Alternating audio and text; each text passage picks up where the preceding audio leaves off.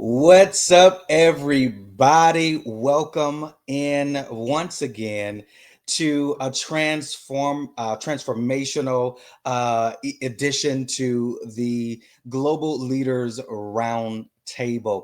Listen, this is the Fireside Chat series, and super excited, right? Because we've been having some great conversations with some great leaders from around the world. But today, it is going to be no different. So I need you to make sure that you stay tuned for the conversation that we are getting ready to have with a very special guest that I'm going to introduce in just a moment. But welcome again, those of you. If this is your first time, you are in for a treat. We are having discussions that are really raising the bar, elevating the mindsets of Christian kingdom leaders. This is the place where voices are rising. This is the place where leaders are converging right here at what I'm calling the proverbial virtual roundtable. And kingdom leaders are getting an opportunity to tap into their greatness. And they're getting an opportunity to tap into the movement that God has placed on the inside of them for the work that they have been called to do. And we are igniting all of that through thought-provoking, high-level kingdom leadership conversation. I am your host, Kenyon R. Dudley, keynote speaker, global leader, leadership strategist, and I'm the founder and creator of this great, growing global platform that is committed to amplifying purpose-filled voices from around the world. Now, those of you who are just meeting me for the first time, let me tell you a little bit about my passion. It is about helping leaders tap into divine identity, building with authenticity, and boldly stepping into their next season of leadership, their next season of life. This platform is for the visionary. It's for the reformer. It's for those who have a pioneer spirit, because I believe that breakthrough requires bold conversations. And that's exactly what we are offering up here on the Global Leaders Roundtable podcast. Now, if you are watching right now from YouTube, thank you so much. Hit the like button if you can. Tag a person that is a driven leader just like yourself over there in the comments. And do not forget to subscribe to our YouTube channel at TGLR Network. We've got so much content that we've already put out there. And listen, we've got so much more that we're going to be sharing. Oh my gosh.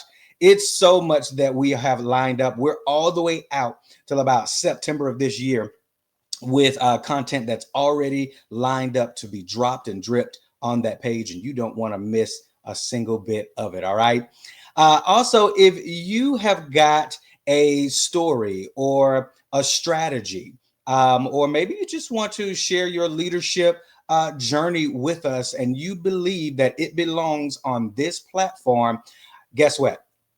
Guest applications are open right now. You can apply to be a guest on the Global Leaders Roundtable podcast, either on our live segment, or you could be a part of our fireside chat discussions as well. Listen, I'm going to put this up on the screen to make sure that you know exactly where to go in order to apply. Go right now to bit.ly/TGLR podcast. That's going to take you right over to our guest application. And we are taking in those applications. Myself and my team, we're looking through them. Y'all, we have over 200 people on the wait list right now. God is amazing. It's so amazing to see people from around the world who wants to be a part of the discussion, the bigger discussion of what kingdom leadership looks like. And it doesn't just look like what we see in a church. It is also in the marketplace. It is also in business and other industries. And that is the message that I'm trying to get out here. And so if you believe that you belong on this platform, go ahead and apply today. And then who knows? You may be the next person on this particular platform. Listen, for those of you who have been asking, yes, it is official. We are currently planning for the Global Leaders Virtual Summit, and the topic is on global kingdom leadership. Go figure, right? So it's going to be September the 20th through the 21st. And guess what? I'm going to tell you a secret. We're looking for more speakers. How about that? You can see down at the bottom of that promo there, we are going to be featuring over 60 Kingdom Global speakers. We've already got folks who are going to be chiming in and coming in from South Africa, from London, from Canada, all over the United States. And guess what? We've got a spot for you as well. So go over to bit.ly/TGLR Virtual Summit now. And that is going to take you to our website page for the entire virtual summit. And then there's a page on there where it says be a speaker. Go ahead and apply there. And if you're accepted, we will have our team reach out to you and give you next steps on how to be a part of this dynamic lineup. Last announcement before we jump into our beautiful conversation today. I have a speaker group on Facebook. It is absolutely free. If you are a speaker and you're looking for more opportunities, virtually and in person, I've got people, organizers, event planners over there right now, and they are putting information in there about their events, sharing it out to those who are part of the group, and inviting folks to come into an opportunity to be a speaker at their events.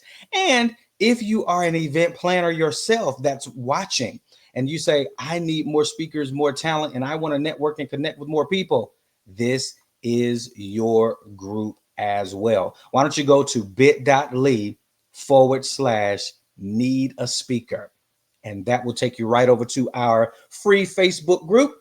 You can join today and be a part of such a phenomenal growing group. It's small right now, but I believe by the grace of God, it's going to grow to a magnanimous number. Why? Because we are doing the right thing by connecting people together to do kingdom work. So go ahead. You need a speaker, want to be a speaker? Go right now to that group now and join. We would love to have you. All right. Guess what? It's time for an amazing conversation. Today's guest is a bold, visionary, and powerhouse leader who has mastered the art of consistent strategic growth. Her name is Gena B. McCown. She is a speaker. She is an author. She is an entrepreneur who teaches leaders, guess what? How to apply the Kaizen methodology. I am so excited to hear about this principle of continuous improvement. I'm so excited to hear what she has to say about life, business, ministry, and all the things. Help me welcome to the virtual roundtable none other than my new friend we just met today, Miss Gena B. McCown. Gena, how are you? I'm doing well. How about yourself?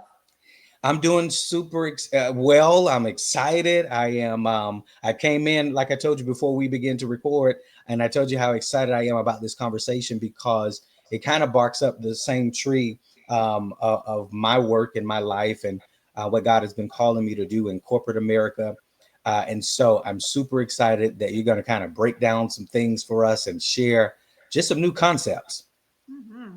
Yes, it's probably one of my favorite things to talk about Yeah. because, there's so much information that's given out into the world about setting goals, but Mm-hmm. very little really about like how do we actually do that and how do Yeah. I actually take the dream and make it into a to-do list that I can start checking off. Mm-hmm. And when we can get those things in order and kind of get out of our own way, we become unstoppable. Yeah. Woo, unstoppable. That's what I'm all about, right? Nothing can stop us if we're putting in the right strategies, if we're implementing them, doing the thing that God has called us to do. Number one, right? We got to be in purpose. And then also wrapping that purpose around strategies, right? That helps catapult us to the next level. Well, let's start off by talking a little bit about who you are. Why don't you introduce yourself to the listeners and the viewers? What part of the world are you in? And talk just a little bit about the work that God has you doing right now. I am from sunny Southeast Florida. Okay. I'm actually a Florida native, born and raised, multi-generation, my husband as well. So we're part of the rare folk that actually have been here for a long time. Yeah. Um, but I stepped into leadership probably when I was like 2 years old, and I told my mom she wasn't the boss of me. Ah, And but my entrepreneurial spirit also started at a very, very young age. I remember being a little kid, and I would get gift certificates to stores, and I would go and I would buy supplies, and mhm. I would break them up, and I created like my own little shop in the hallway where I could hustle and sell stuff to my brother and sister and my Yeah. friends. I did it throughout school, and I always stepped into leadership roles, particularly when I felt like they were abandoned. There Mhm. was like a certain calling that I had to come in and fix things. Yeah. And that's actually where the beginning of my leadership career took me. I got out of high school, got a job, worked my way up through that company into a managerial role.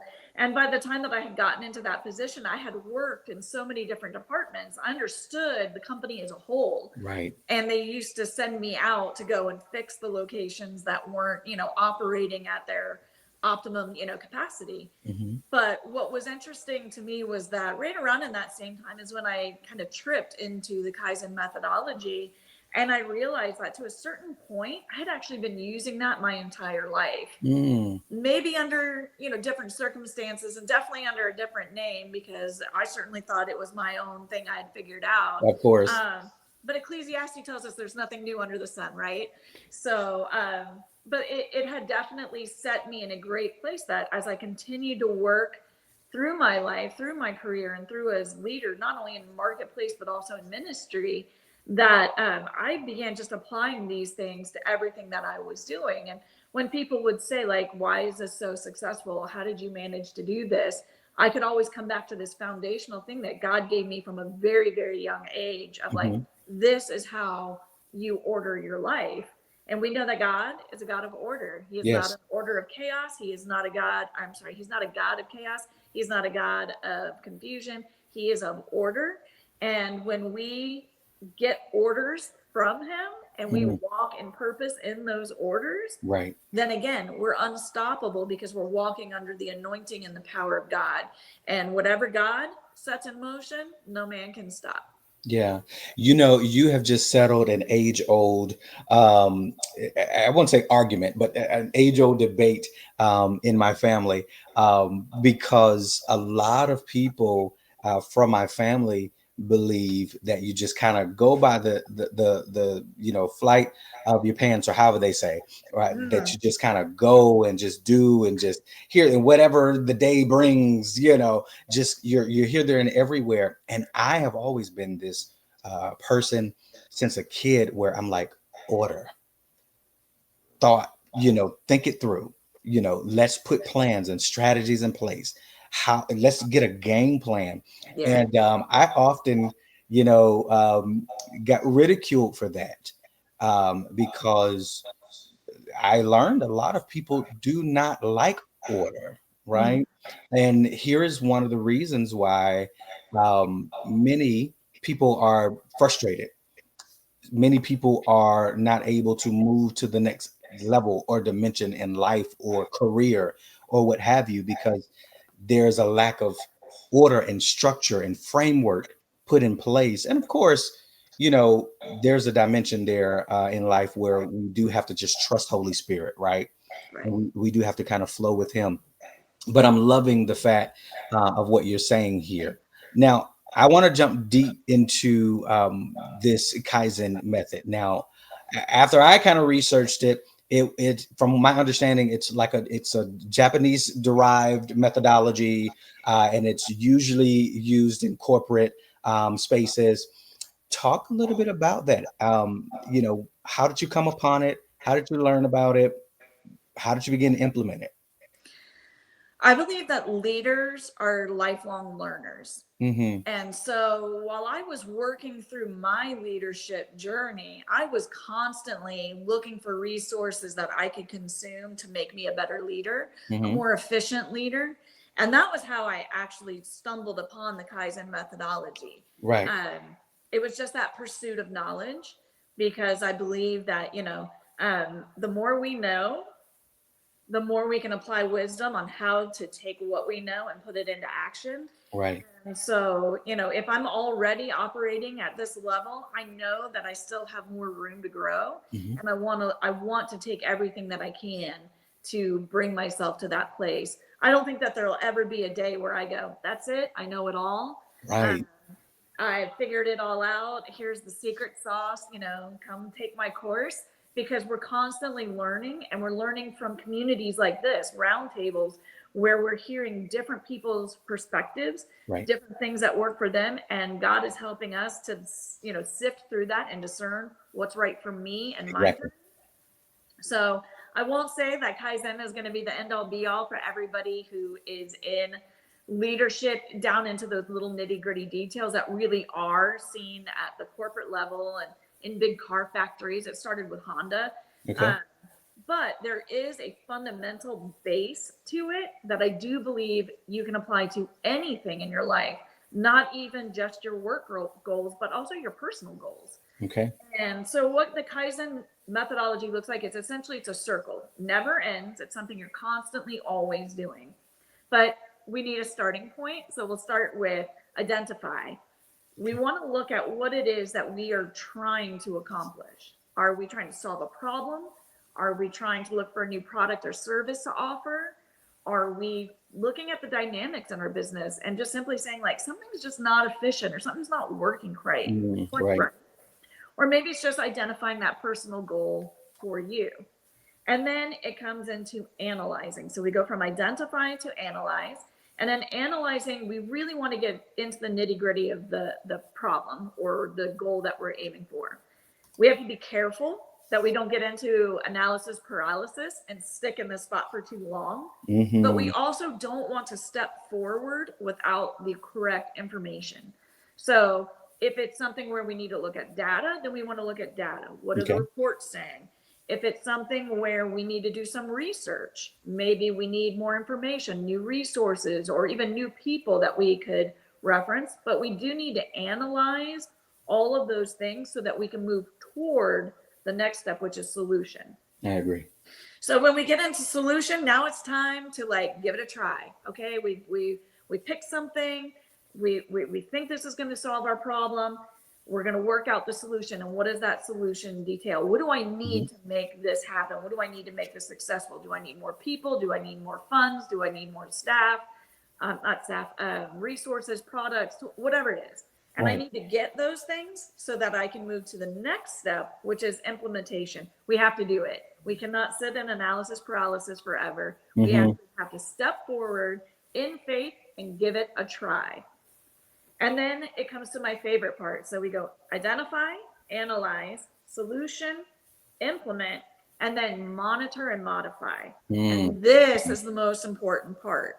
We don't just send it out into the world and go, okay, God, I hope this works. Right. We want to watch it. God's constantly watching us and what we're doing, right? And if we get off track, what does he do? He sends something along to modify us and to move us back to where we're supposed to be. And we should be following that same methodology in our goal setting. So I came up with a solution. I implemented it. I'm going to watch it. I'm going to monitor those data responses. I'm going to monitor the sales, or am I hitting those markers that I want to hit? And if not, I need to come up with a strategy that changes it. I need to modify it. Yeah. That could be making a simple change. Maybe we overlooked a detail.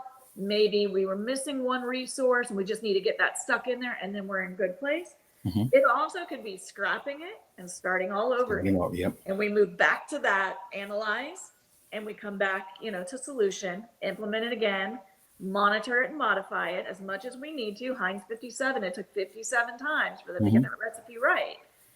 So now we've done it. We've got it. We figured it out. It's working. We're getting the results we were looking for. And now this is where it tends to apply more to the bigger corporations, but I do think there's a place for us as smaller entrepreneurs. We standardize it. And what that means is it's duplicatable. We're going to take the same thing and we're going to do it again and again and again, because it's proven that it's going to create success. And then we take that standardization, and let's say you started up your company, we'll call it, Kenyon's Cupcakes. and your little branch location is doing fantastic, and you're like, you know what, I'm ready to franchise this thing out, right? You can do that because you put all of these things into motion, this circle, standardized it. So now you got a complete package you can give to somebody else, and they can open up, Kenyon's Cupcakes in another state, and it's going to do the exact same job with the exact same consistency because we worked all those details out. But this is where it becomes a circle, Right. because we don't want to stop just there on standardizing. We want to go back into identifying, because we want to go, okay, now how do I make it even better? Yeah. How do I lower my costs? How do I get to more people? How do I broaden my audience? How do I build this from being a one location to an empire? How do I do that? And that's where this process just continually circles. And that is, in a nutshell, the Kaizen methodology that any of us can land in. I think is so perfect and well said the way that you've explained this. Essentially, if those who are listening in, watching in, if they understand what you've just said, this is at the core of any human being, right? Their life and how to get somewhere, how to get to the next level, or how to produce something that's going to be effective. And literally, I'm listening to you, and I'll be honest, I didn't know about the Kaizen effect until you brought this to our attention. Now, I know other methodologies that I've learned just, through, Six Sigma and things like that, because of just having to work at leadership roles, in the healthcare space. But this is essentially something that you are doing already. If people really listen to it, like, you're already identifying what's that thing, that you need to create, or what's that movement that you need to start or whatnot. And then what type of solution is it going to be providing, right? And then you move it into the next phases that you've gone through. But what I'm hearing here is that this is going to take patience. This is not a fly by night. That's what I was trying to say the other moment. But this is not just a fly by night type of process. You've got to be committed, right, Yes. to every step, to really do the analyzing, to really take the time to research. What are some of those tools in your personal life that you have seen that works when it comes to the analyzing phase, and really learning what you need to learn for whatever it is that you're trying to build or launch? What type of tools have worked for you? So for me, I'm going to take us back to grade school math. Yeah.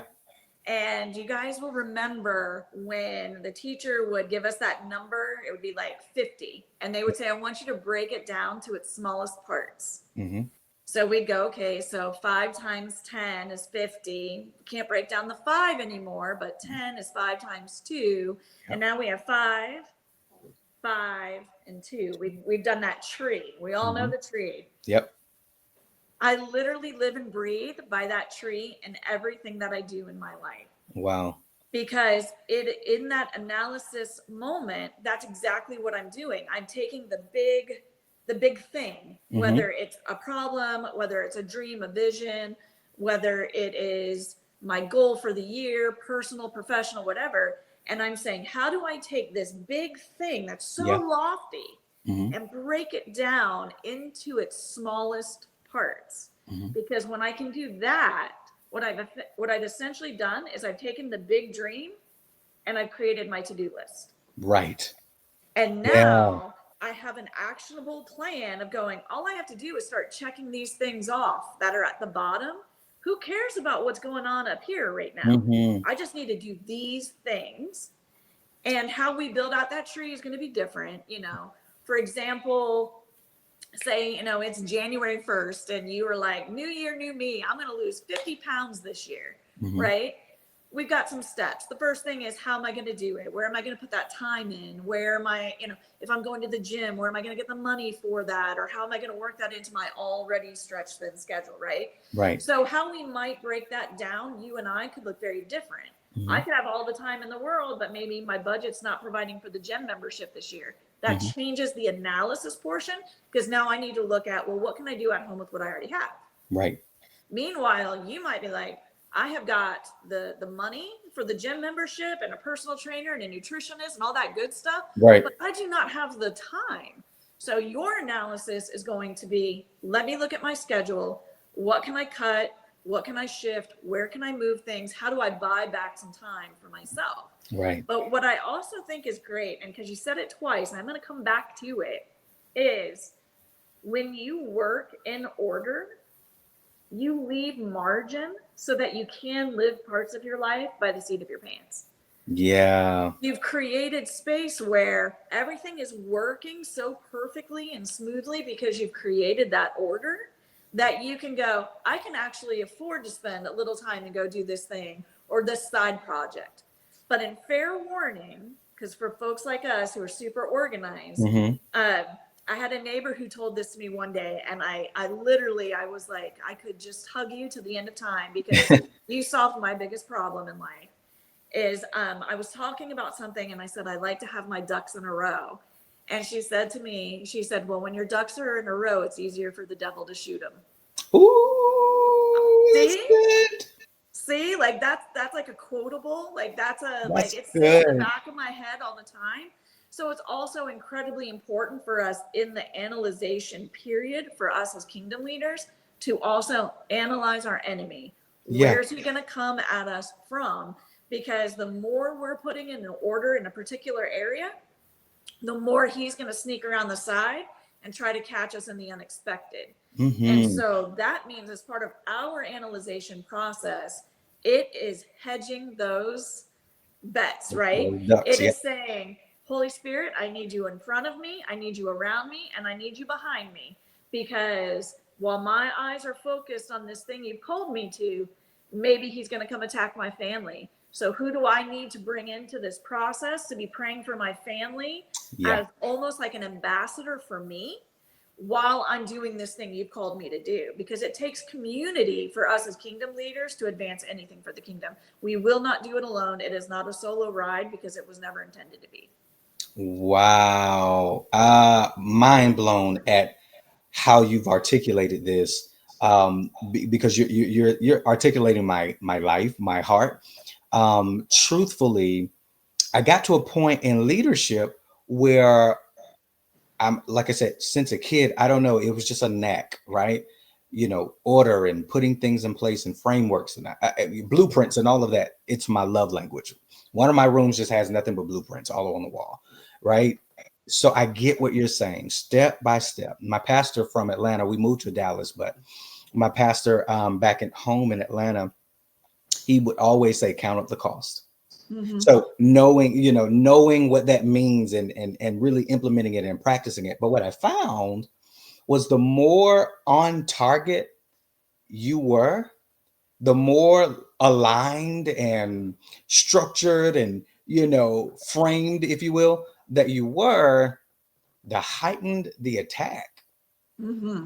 And I couldn't understand it, Gina. It was like I would ask my wife all the time, like, am I doing something wrong? Like I thought that I was doing what God said, but you've just articulated it so well that, essentially being in an alignment and having everything in order and in place actually sets you up to be more of the target.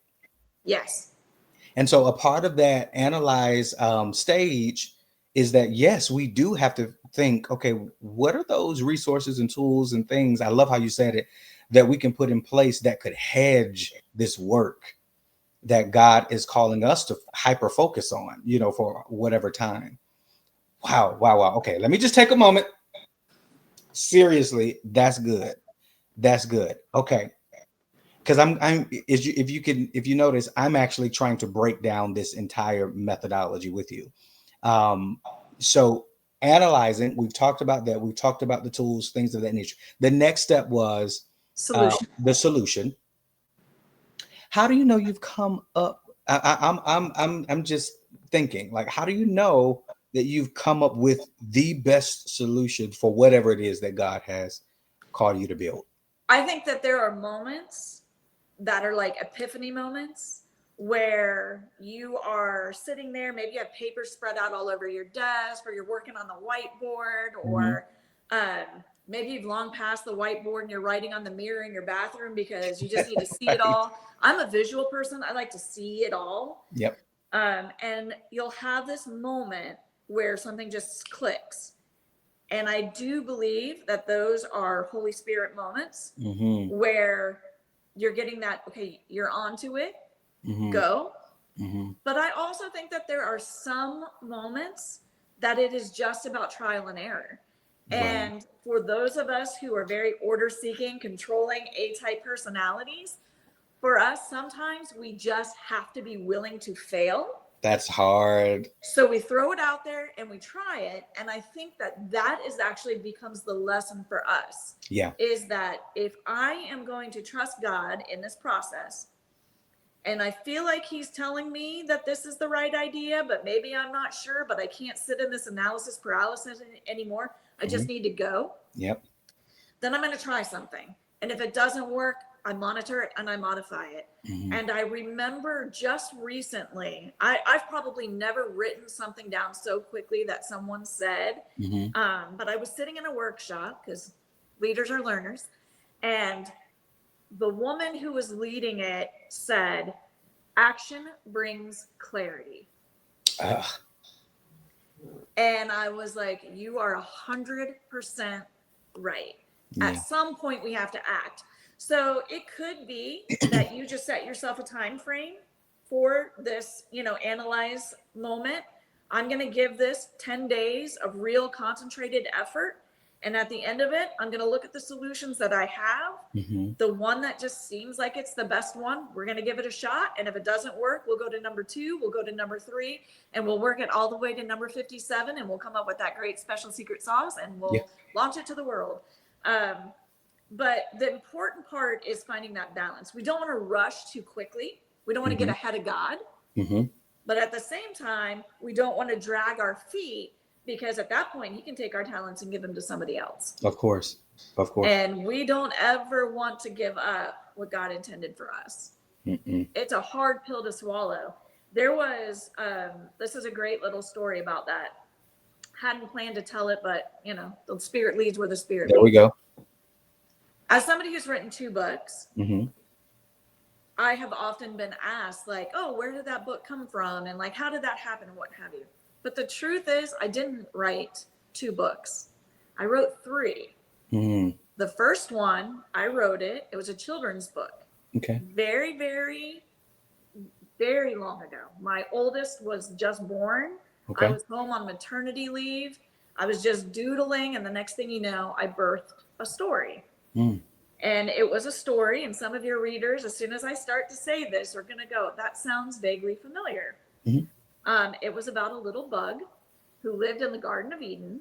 Yes. And the book was going to go over the Beatitudes. And I worked really hard on a couple of drafts, drew out the characters, had the whole thing done. And I took it and I put it in a folder and I put it in my filing cabinet and I shut the drawer. And I didn't think anything of it for a while.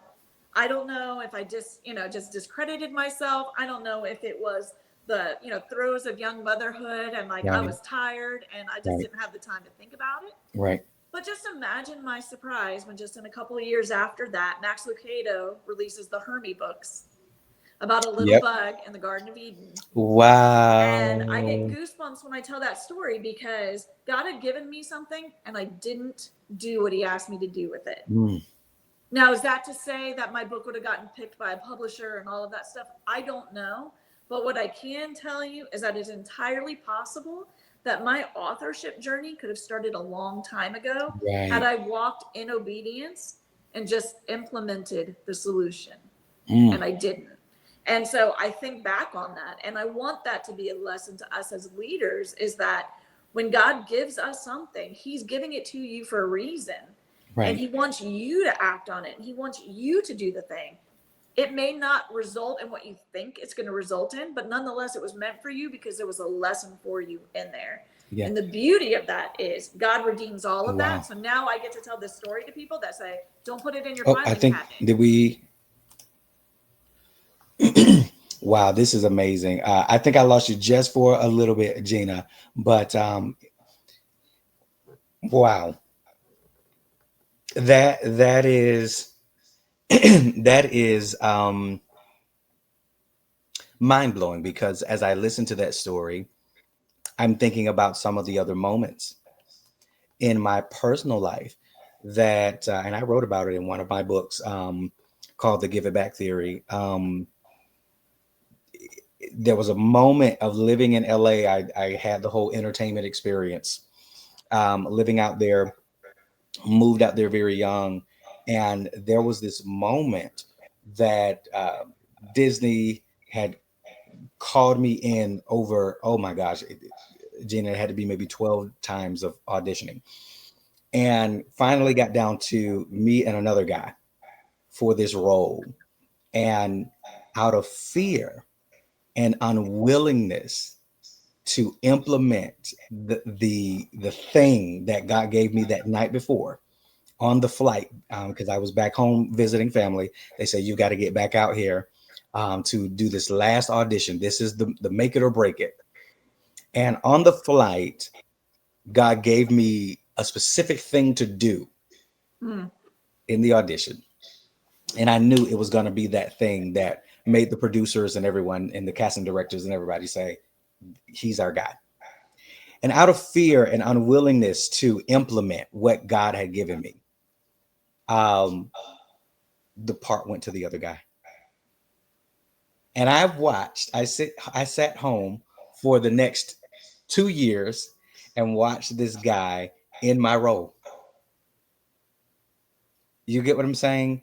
And I so 100% get what you're saying. I have an auditioning for Disney story too, so I get it. I get it. really, oh my God. See, I said before we actually started recording, I said, I think there's some synergy here, for sure. And so when you're hitting on a nerve here in a very good way, not just for me, but I'm sure for those who are watching and listening in, and you're driving this point home of how imperative it is to use the thing that God gave you, to implement it, and to not be stuck in. You've said it over and over, and this is stuck in my head now. Not get stuck in this analysis paralysis, this stage where really, if we're honest, we continue to analyze. We're not really analyzing for the benefit of the thing that we've been called to do. We're analyzing and analyzing and analyzing because of fear Yes.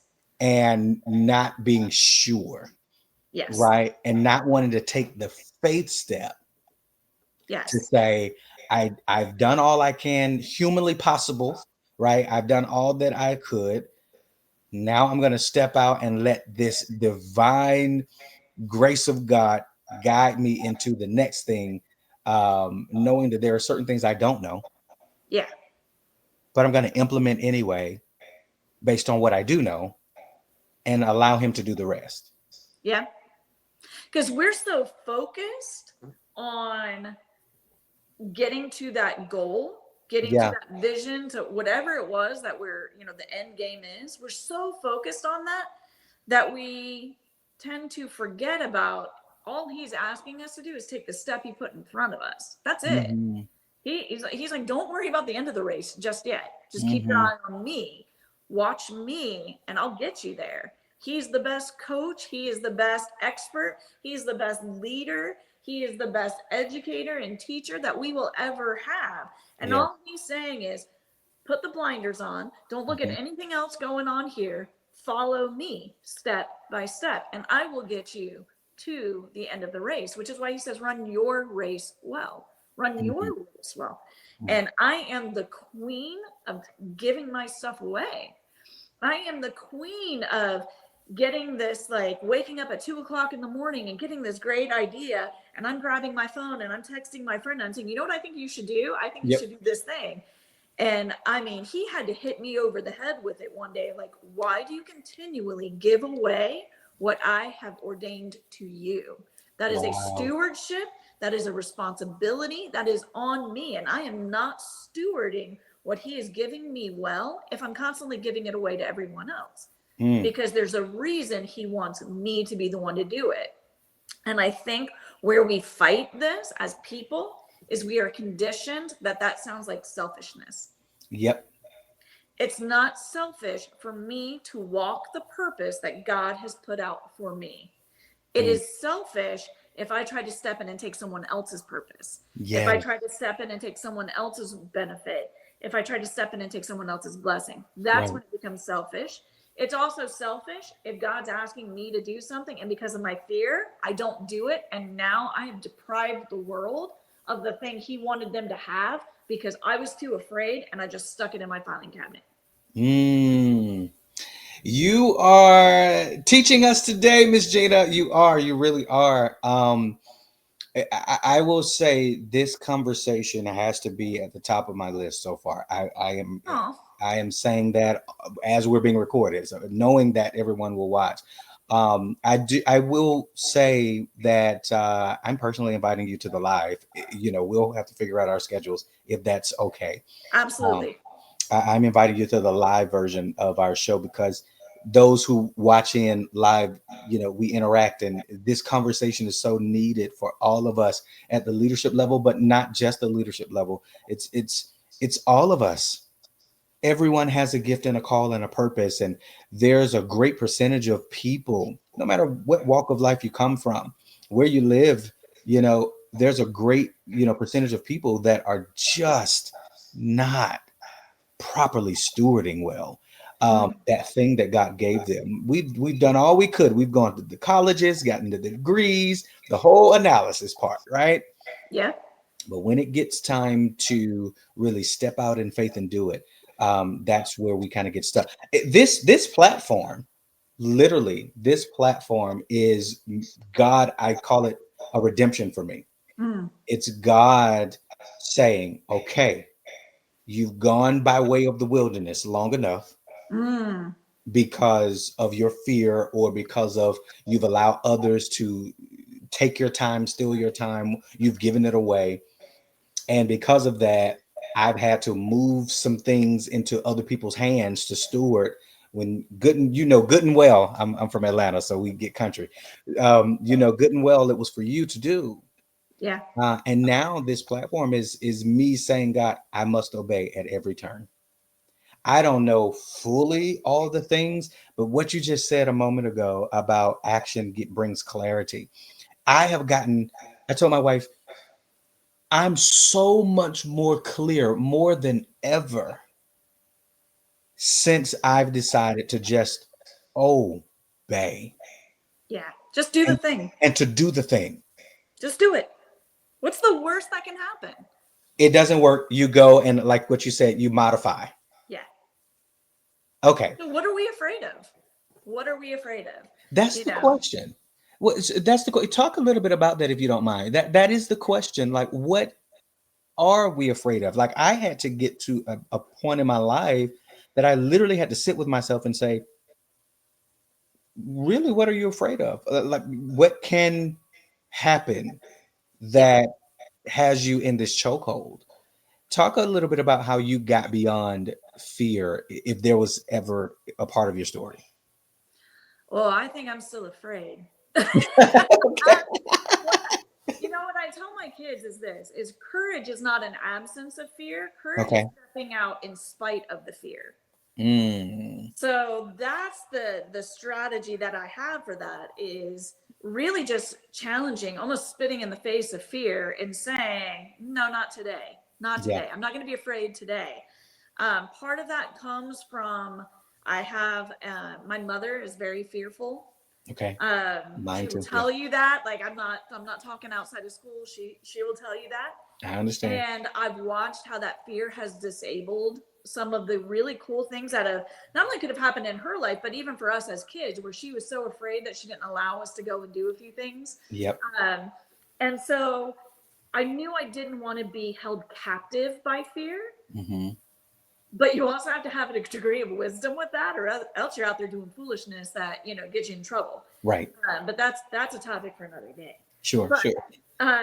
but I think when it comes to like the goal setting and the fears and all of that stuff, and these methods, the biggest fear is failure. I think that's the root of it. I don't want to fail God. I don't want to fail my family. I don't want to fail my vision. I don't want people to look at me and think that I'm not capable. I don't want people to look at me and think that I'm a failure. I don't want people to judge me. We don't want all this stuff, right? Yeah. But then we add some other factors into it that are things we have to consider. So say I want to go and start a company. Okay, well, now I'm talking to my husband about, maybe we take out, an equity loan against our mortgage so I can use this to start this business. Well, if the business fails, I just cost my family a lot of money. Right. Or say you're trying to turn your side hustle into your 9 to 5, but you still have to work that 9 to 5 to pay the bills. Of course. So now you're working your 9 to 5, you're doing the hustle, but if you quit that 9 to 5, you lose your benefits, you lose some stability. And so you're afraid to take that leap. But at the same time, now you're working 2 jobs, which is eating all the time from your family. And so, can I really do that? Can I really continue down that pathway and steal time from my family to make this dream true? Especially for women, I think that's huge because of the cultural and biblical call to us about how we are to be with our spouses and our children. Sure. I think that there's a guilt that comes in with that. But I think that at the end of the day, what we come back to, and while this is really something women hear a lot, I think this applies to the men as well, is when it goes through the Proverbs 31 woman, right? It talks about all these wonderful things she is. She does this, she does that. She's feeding the household. She's making clothes. She's taking care of the kids. She's giving her husband honor, blah, blah, blah, blah, blah. But the important part about that poem is the very, very end.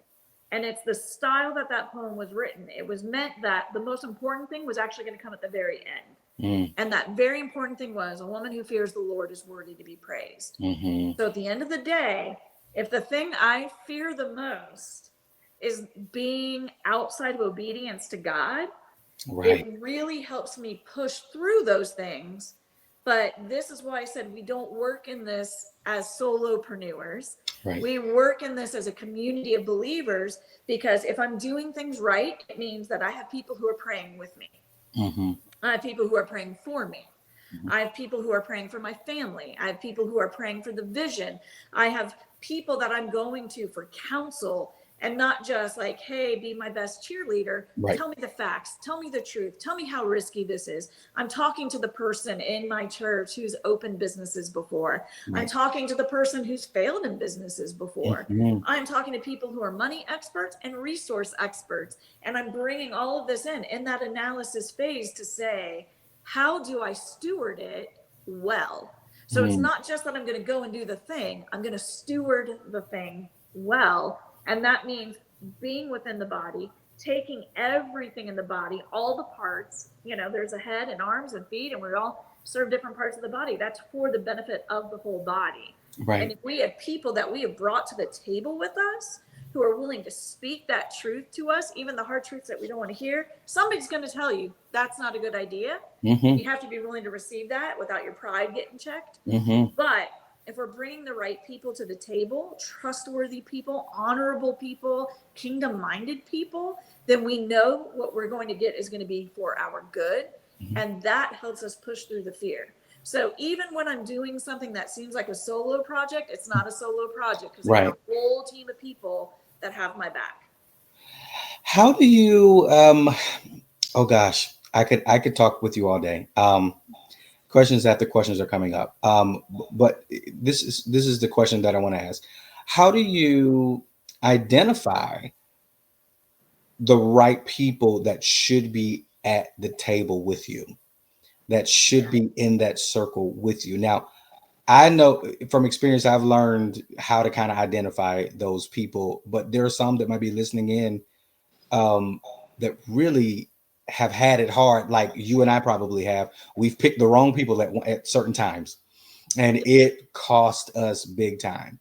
Usually here. Yeah. Oh, yes. Especially there. And when that's affected, everything else is affected, right? So how do you begin to even identify the right people to bring to the table to serve as that team, that hedge, as you are building and birthing? First is bathing it in prayer yourself. So I'm taking it to the throne. I am face first on the floor. I am surrendering this completely to God.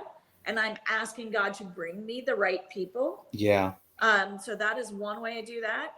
There's been some lofty ideas that have gone through my head that I wasn't quite sure.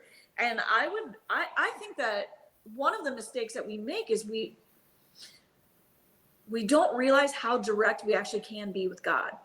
Mm-hmm. And so what I will do is I will go to God and I say, I've got this idea. It seems crazy. I don't know if this is from you or not. So I need 3 people to say these specific words to me over the next week. And if I hear those 3 things, then I know this is of you and I will pursue it. Wow. And if I do not hear it, then I know that it's just something that needed to fly right on out the other ear. Exactly. Right? I think we can be bold with God like that. I think he wants us to be bold with him like that. Okay. So I think that's probably the biggest thing. And then the second part of it is having that discerning eye of who are the people that are in your sphere and watching them. How do they navigate in this kingdom work? Mm-hmm. Are they honest? Are they trustworthy? Do you see them telling little white lies to save face? Right. Do you see them doing things that seem maybe not underhanded, but like definitely slightly left of center? Mm-hmm. I think the Spirit speaks to us and will take the scales off of our eyes to see these people for who they are and how they do business. The heart betrays the mouth. So talk to them. Talk to them long enough, they're going to tell you who they are. Oh, yeah. They will tell you who they are by their actions or by their own mouth. They'll give themselves away. And sometimes we get burned, and it's usually by the people that we've loved the greatest. And those are the hard lessons that we learn. Mm-hmm. And it's hard to remove somebody from the table. But the thing that I really hold to, and I've spoken to a lot of groups on this, is your circles of relationships. Mm-hmm. Right. So when we hear about Jesus, it says, okay, like the multitudes came to hear the man speak. Mm-hmm. Right. Everybody was coming to hear him. And then there was the ones he fed. And then there was his group of disciples. Mm-hmm. And then there were his 3 closest. But then there was the one that Jesus loved most. Yeah. And if we can look at our friendship groups or our circles of influence in that same way, the first thing we have to understand is not everybody who came to hear Jesus speak came because they were a fan. Mm-hmm. Some of them came to get evidence. Some of them came to accuse. Some of them came with malintention. Yeah. So we're not going to look for the people that God's calling to walk us through this. We're not going to look for them in the multitudes. That's not where we're going to find them. Right. But at the same time, we also know that Jesus was betrayed by somebody who was in their 12. So even Jesus wasn't immune to that person who was lofty or easily persuaded or had a seed of darkness in his heart that opened the way for that. But Jesus knew, because Jesus knew his people. And so I think that's how it is we just get to know the people in our circles.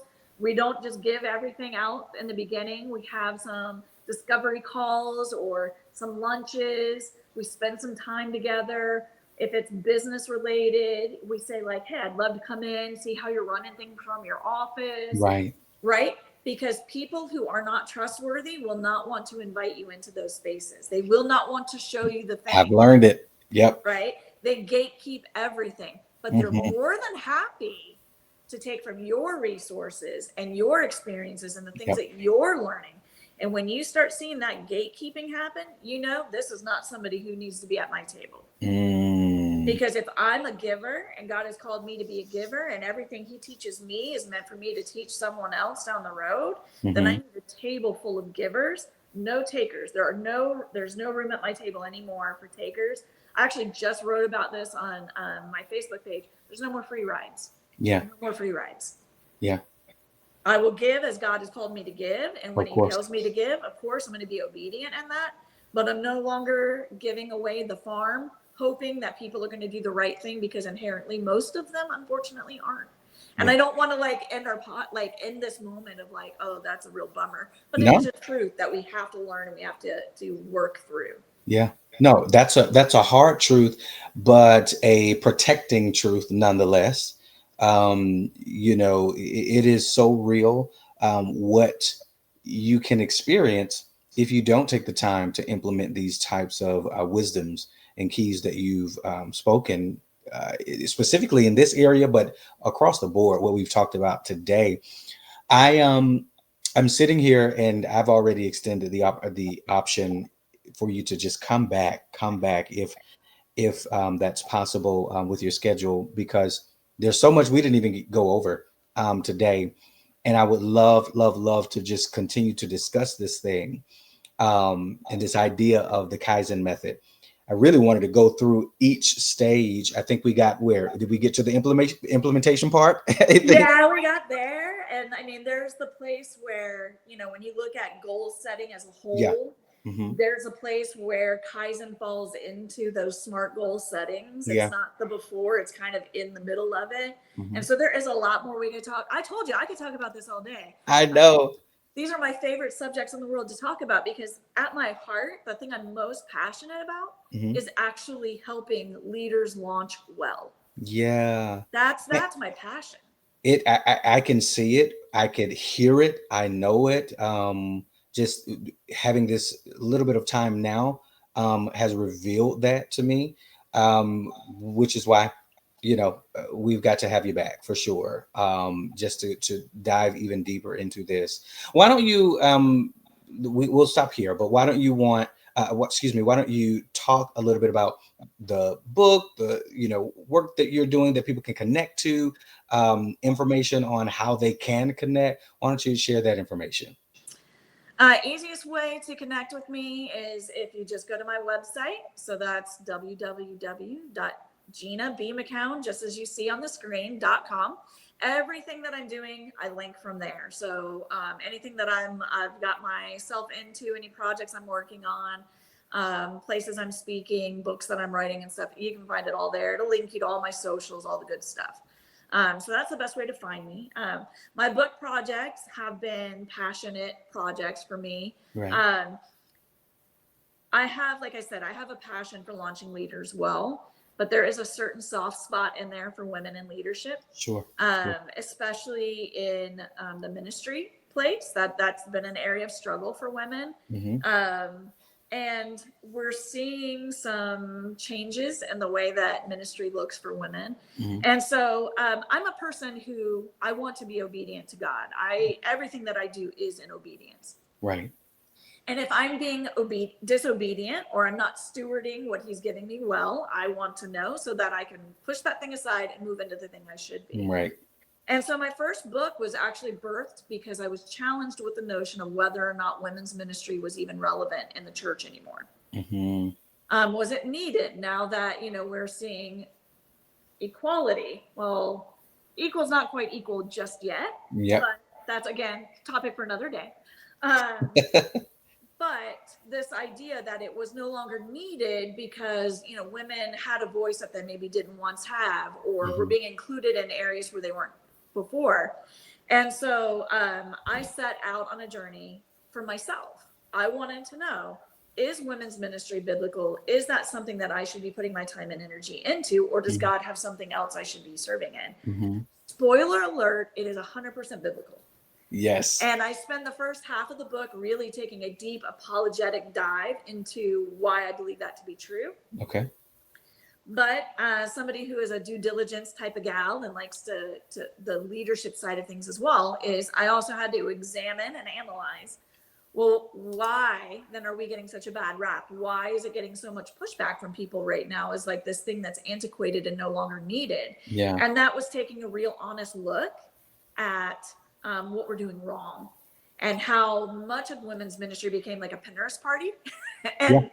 And that we were picking our themes based off of what looked pretty online, and then going to the, well, now what Bible verse picks this, versus saying, God, I need you to tell me how to run this ministry. What do you want me to tell these women? And then building everything around it. Right.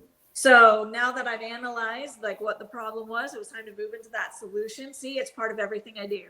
It does. Moving into that is. solution and go, now how do we take this back, and how do we make it a gospel-centered, great commissioned ministry?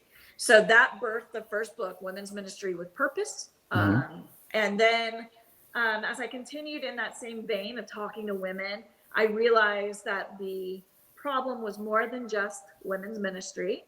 But the problem wasn't also just women in pastorship, because we know that's another hot topic issue. But I was talking to women that were struggling in the in-between. A woman who told me that it was one of the male deacons that ran the women's ministry in her church. A woman was telling me that the women in her church could not lead Bible studies for other women. So the women's Bible studies were taught by men. That they couldn't pray publicly in their church. Like, and I'm like, what year is it? Like that we're, I could get it. You want to go back to a time where maybe, we weren't as theologically educated because we were at home taking care of the kids or something like that. Maybe that, but now, women are making up 30% of seminary graduates. Women are leading and teaching more in the church, even if they don't have an official title, than the people who do. And I'm not saying that to like put any pastors on blast, because I understand how hard their work is. No, I totally understand. But we also have to recognize what the women are being tasked with, and that they're doing. And so there was a level of like, we've kind of earned something, like some mediocre needle change of success, or trust. And so I began digging into that deeper, and I came across the book. It was written in the 1970s, and it was called Our Struggle to Serve. And it was accounts of women and their leadership struggles in the church.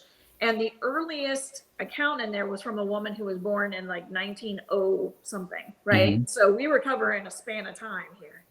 And I got through the first chapter and I wanted to throw the book, because I realized the needle hadn't moved much at all. And in fact, it might have actually gone backwards a little bit. And so it took me a while, but then I got back into the book. I read a little bit more, continued to talk to the women I was talking to, and I realized we needed a response to this book of where are we at today. And so I dug deep into the biblical record, the historical record. I have talked to women in other denominations, other countries. I began to kind of do that research and analysis part, and really come in and go like, why is this such a problem? Why are we still struggling like we're struggling to do something that we're all called to do? The Great Commission is not gender identified. We are all called to go forth and make disciples of all the nations, to teach, to baptize. Like there's no moniker there that says this is only for pastors or only for men. It's for all of us. We're all leaders in that way. And so then it was like, okay, so now we've got to take a hard look at, how did we get here? Why are we still struggling? And then again, coming up with some solutions. I designed the book. Every part of it was to be challenging to thought. So I didn't want to necessarily on this one come and say, okay, now here's your blueprint on how to fix it. Because the blueprint on how to fix it isn't going to come from me. I'm not the Holy Spirit. I am not qualified. But I do want you to look at this and see how it's impacting the women, because I did share some very real, raw stories in there, and go, okay, now Holy Spirit, as a leader of this church or this ministry, what do you want me to do with what I just read? Is this going to change me? Is this going to affect me? Is this going to open my eyes in a different way? And recognizing that we're all going to proceed forward from there at a different path and at a different pace. But a lot of it too, I have to say, I'm very lucky to have a great and supportive husband in this journey. And although he did say when I was writing the second book, he was like, "Oh, we're just going to dive right into the deep end," and I was like, "Who better than me?" But I do remember a conversation that he and I had, and I was sharing some of my frustrations, and he said two things to me that you want to talk about blowing my mind. My husband is a man of few words, but when he says them, I listen deeply. That was my father. I got it. And he said, the first thing he said was, "How much more do you have to prove?" And I was like, okay, I've done the work. I got the degree. I've shown up. I've done, I've been present. I've never been, like corrected in the church because my theology is wrong or what have you. But then the second thing he said, "I don't understand why women take it." Wow. And I turned to him, I said, because we didn't honestly know that we had a choice not to. Somebody has to give us permission to take that boldness of who God created us to be and walk in Mm-hmm. the fullness of it. And there's going to be those of us who are, and other authors and speakers that are talking about this, that are willing to kind of put our head on the chopping block for it and say, you know what? If I'm going to be obedient to God, I'm going to be obedient in all of the ways that He Mm-hmm. created me and do all of the things that He's asked me to steward. Right. And I'm not accountable to anyone for that other than God. And I Mm. will walk in the fullness He created me to be. Right.